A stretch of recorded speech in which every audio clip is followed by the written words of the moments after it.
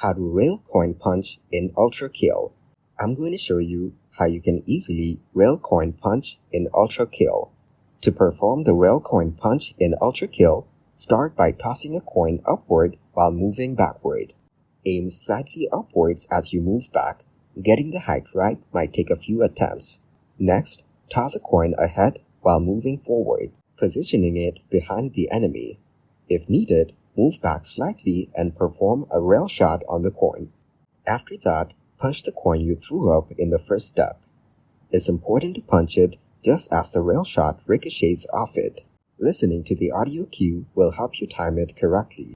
Be careful not to punch too early, as this will result in one last rail shot worth of damage. Finally, add the remaining 2 coins into the rail shot. Aiming slightly below the neutral position may help with accuracy. That's all there is to it. Enjoy mastering the rail coin punch technique.